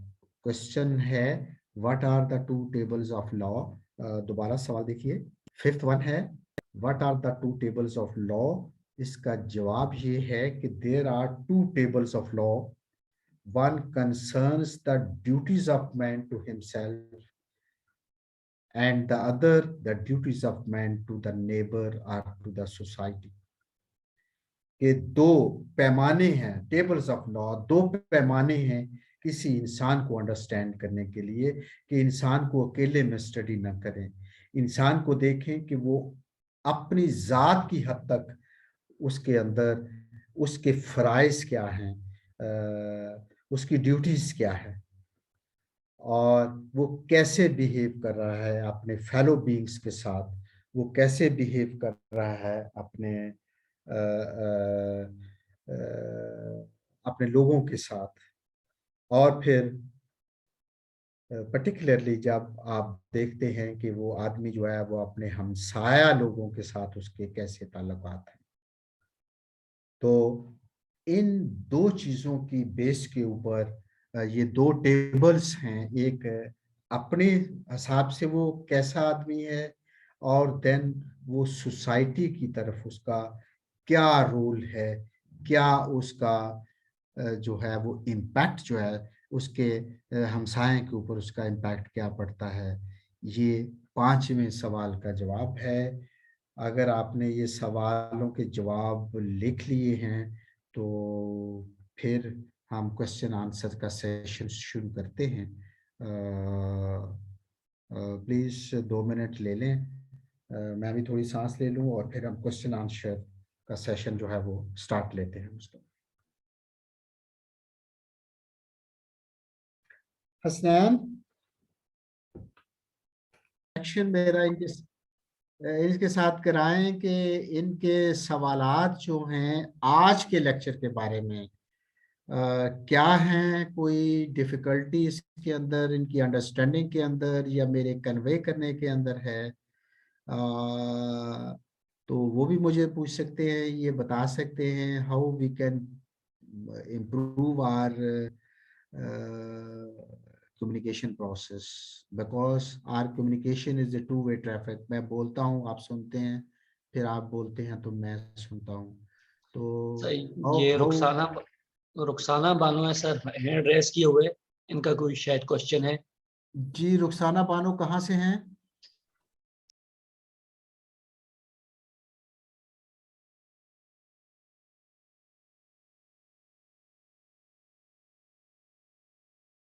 मेरे ख्याल रुखसाना का भी सिस्टम कोई सपोर्ट नहीं कर रहा उसे।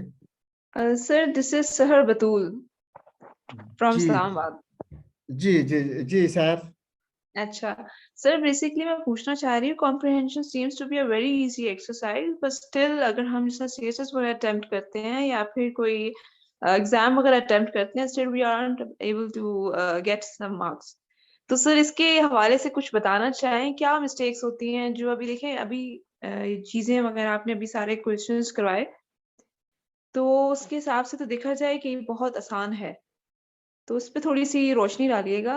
What could be the possible reasons for that? बेटे ये देखिएगा कि इसके जो रूल्स दिए हैं कॉम्प्रिहेंशन के 5 रूल, इसमें ज्यादा तो प्रॉब्लम यहाँ आती है कि जो कैंडिडेट्स होते हैं वो अल्फाज बारो करते हैं पैसेज से, जो पैसेज गिवन पैसेज होता है उससे अल्फाज को बारो करते हैं, जो कि एक अच्छा नहीं समझ आता। एग्जामिनर कहता है कि नहीं, रूल नंबर 4 है कि right answers in your own words. पहली बात ये है। दूसरी बात जो इसमें इम्पोर्टेंट है कि जिस टेंस के अंदर, जिस जमाने के अंदर क्वेश्चन पूछा जा रहा है, उसी में हम जो है वो जवाब देने के पाबंद हैं। अक्सर कैंडिडेट्स जो हैं वो इन 2 चीज़ों के अंदर जो है वो गलती कर जाते हैं, और यही जिस्ट है कॉम्प्रिहेंशन का। इसको आप अगर फॉलो कर लें तो मेरे ख्याल में कि बेटर मार्क्स आप कैरी कर सकते हैं। अपने अल्फाज में जवाब लिखना और टेंस का ख्याल रखना कि फिलहाल में सवाल पूछा है तो फिलहाल का टेंस में जवाब दें आप। अगर माजी में क्वेश्चन पूछा है तो आप पास्ट टेंस के अंदर ही उसका जवाब दें।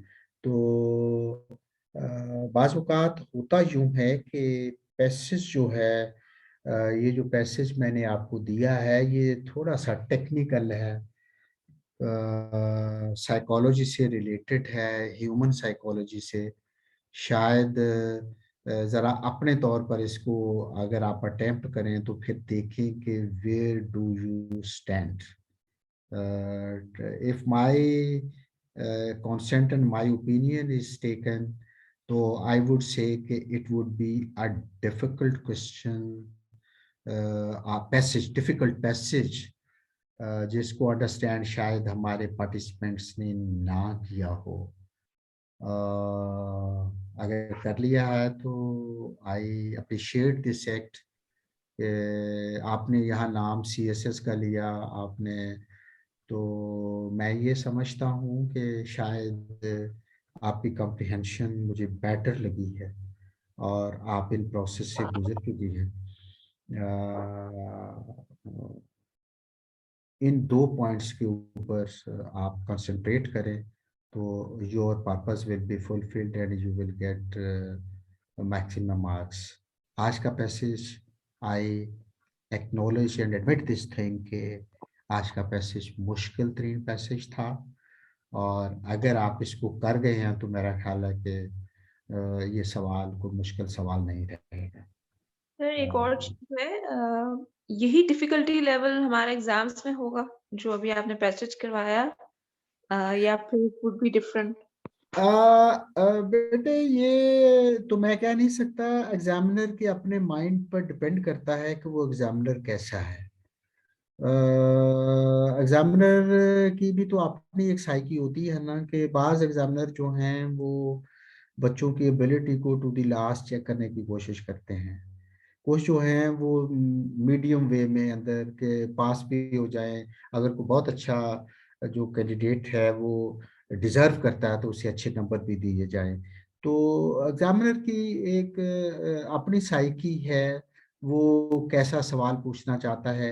अब मैंने जो पैसेज अपना सिलेक्ट किया है, मैंने शायद कुछ ज़्यादा फिलोसॉफिकल इसमें गुफ्तगू जो है वो कर दी है। तो आज का ये पैसेज जो है, this will give you an understanding, if you can understand it, comprehend it in 1 or 2 readings, तो देन और पैसेज जो हैं शायद इससे कम ही मुश्किल आए। ये डिफिकल्ट पैसेज था। आई अंडरस्टैंड कि ये एक आम कैंडिडेट के लिए ये मुश्किल था to give the replies given at the end of the passage जो क्वेश्चंस आपने दिए हैं। तो आई डू अंडरस्टैंड एंड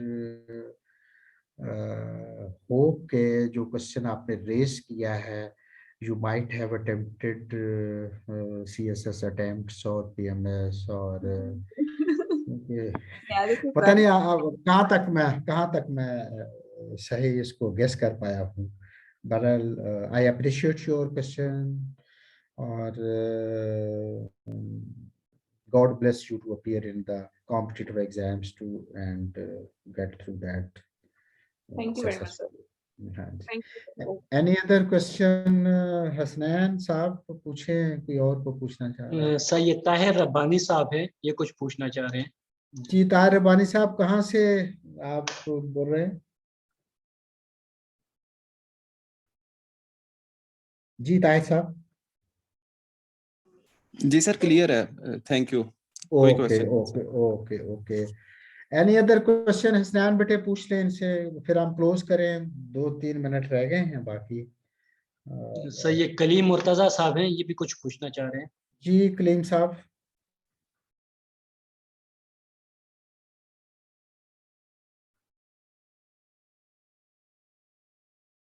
मेरा ख्याल है कलीम साहब का सिस्टम भी सपोर्ट नहीं कर रहा उन्हें।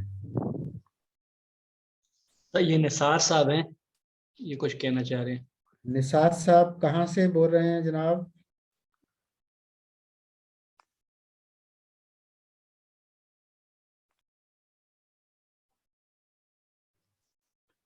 कोई नहीं हसनैन साहब, इनके सिग्नल वीक है, मेरे ख्याल मोबाइल के अंदर ही अटेंड कर रहे हैं सेशन जो है। अस्सलाम वालेकुम सर। जी वालेकुम सलाम जी। सर निसार अहमद इस्लामाबाद से। जी फरमाइए। जी सर मैं ये कहना चाह रहा हूँ, ये जो आप एक्सरसाइज करवा रहे हैं, वाकई ये जो पैराग्राफ हैं प्रेसी के और ये कंप्रीहेंशन के, ये काफ़ी यानी कि डिफ़िकल्ट हैं। लग रहा है कि लॉ की लैंग्वेज है, तो थोड़ी अगर सिंपल लैंग्वेज वाले पैराग्राफ के एक्सरसाइज आप करवाएं। Noted for future. Yes sir, क्योंकि इनमें वो समझ नहीं आ रही है, लाइन में रब्त भी नहीं है और थोड़ा डिफिकल्टी है समझने में। मैंने पेपर में देखा वो सिंपल है। मैं 1-2 एक्सरसाइजेज इसलिए मैंने दी हैं कि मैं थोड़ा सा जरा मेंटली आपको प्रिपेयर कर दूं। मुश्किल काम के लिए तैयार हो बंदा तो फिर आसान जो है वो तो फिर आप कर ही लेंगे ना, फिर आपके लिए मुश्किल नहीं रहेगी। लेकिन if you are not in the habit of attempting the difficult questions, तो फिर आप को कभी मुश्किल आ गया तो फिर वो मजीद मुश्किल बन जाएगी आपके लिए। Try to endure this difficulty while answering attempting the questions like these 2 paragraphs that I have given. तो नेक्स्ट मैं जब आपको तैयार इस एंगल से करूँगा कि मुश्किल सवालात आएंगे, तो फिर आप अच्छे अंदाज से पेपर को अटेम्प्ट कर लेंगे। अगर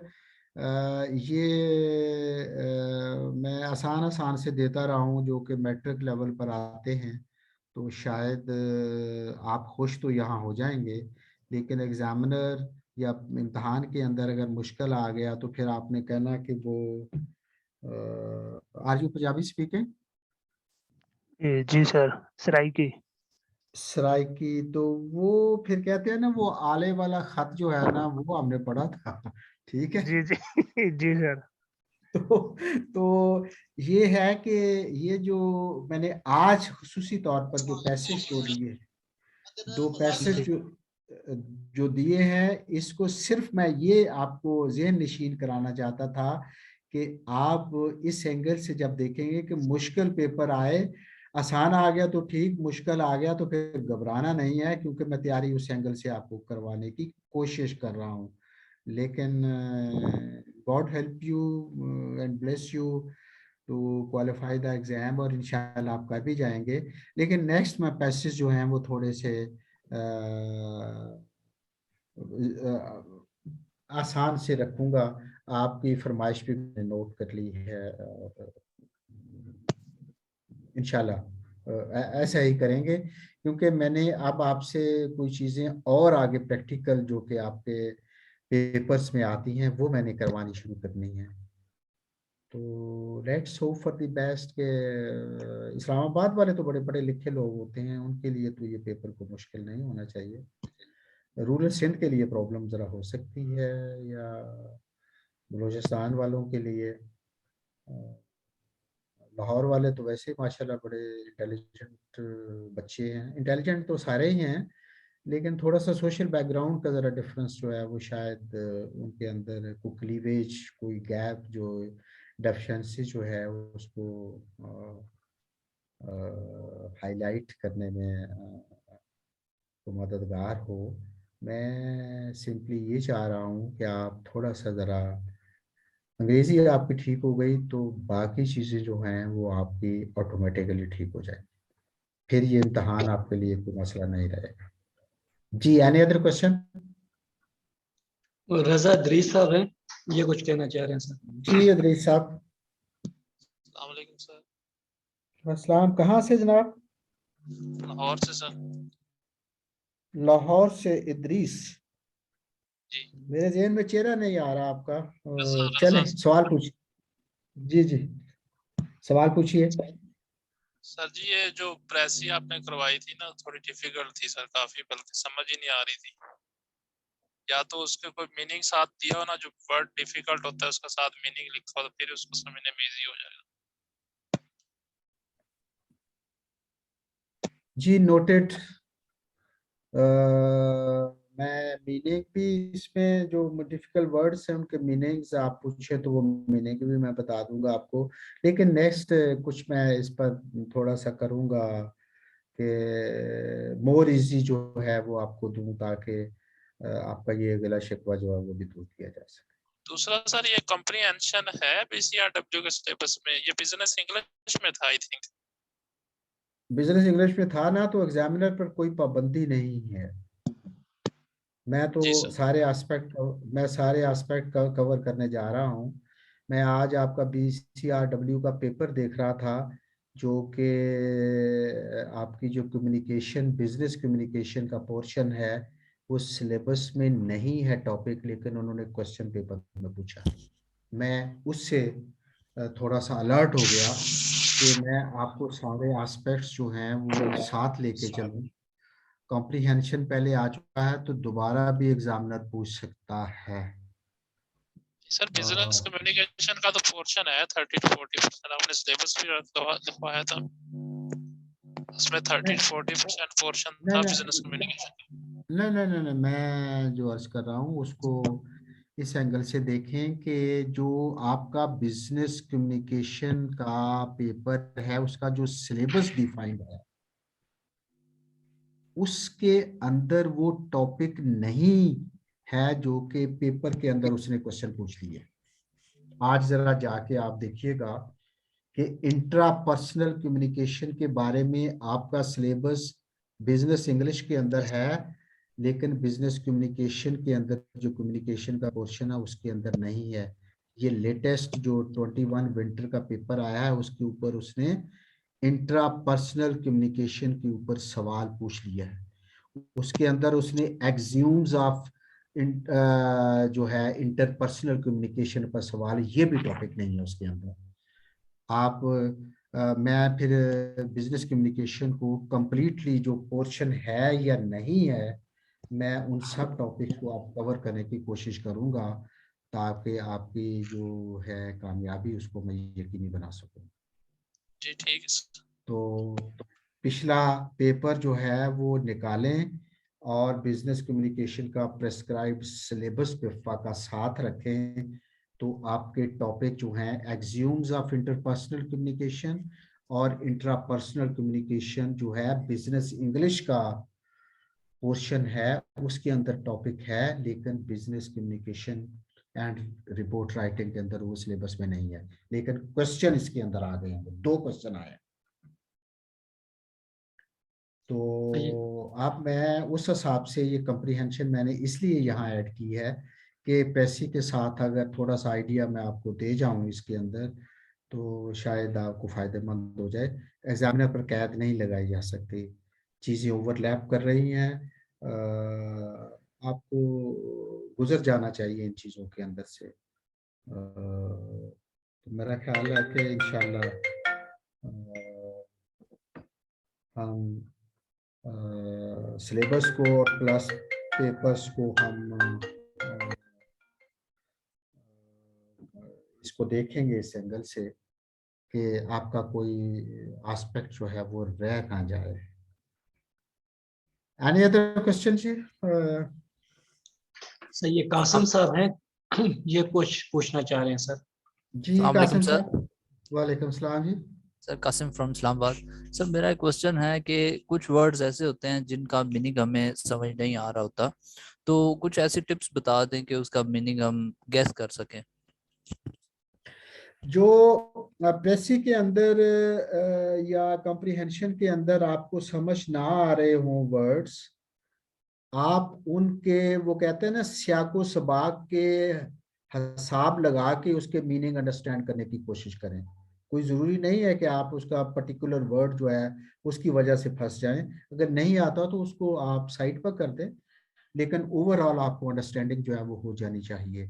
और अक्सर इम्तहान के अंदर होता है कि सारे अल्फाज आपको नहीं आते होते, लेकिन उसके आगे पीछे सेंटेंस को देख के आप उसका मतलब समझ जाते हैं कि एग्जामिनर या ऑथर जो है वो क्या कहना चाह रहा है।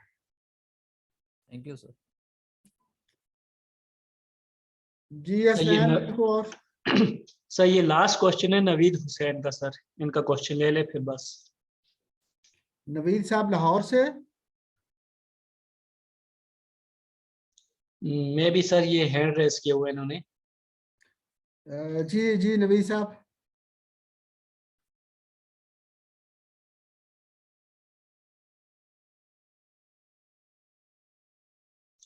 ठीक है सर, शायद कहीं बिजी होंगे।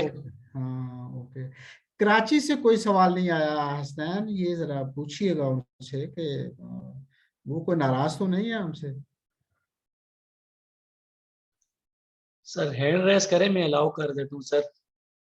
ये अहमद साहब हैं। वो पूछते नहीं है, वो कराची वाले तो मेरा ख्याल है कोई नहीं पूछता। वो मेरा गिरा पहुंचाइएगा उन तक। जी जी सर, अहमद मीर साहब हैं सर, ये कर लें। जी जी जी अहमद मीर साहब फरमाइए, कहाँ से? सर अपना माइक अनम्यूट करें अहमद मीर साहब।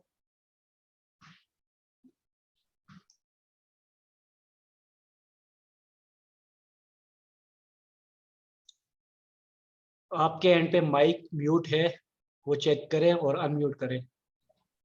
नवीद हुसैन और अहमद मीर।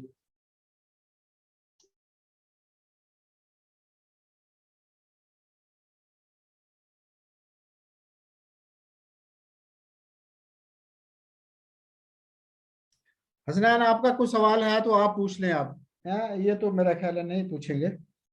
आपका तो सवाल नहीं है? सर मेरे क्वेश्चन इनसे रिलेटेड नहीं है सर, बाकी पेपर पॉइंट ऑफ व्यू से टिप्स तो ले नहीं है सर। अच्छा चले चले ठीक है। मैं क्या आपके सवालों के जवाब भी तो मैं दे सकता हूँ ना। जी जी सर। पूछ सकते हैं। चले, thank you very much to all of you. हम इसको आज क्लोज डाउन करते हैं और फिर इंशाल्लाह नेक्स्ट लेक्चर में मुलाकात होगी।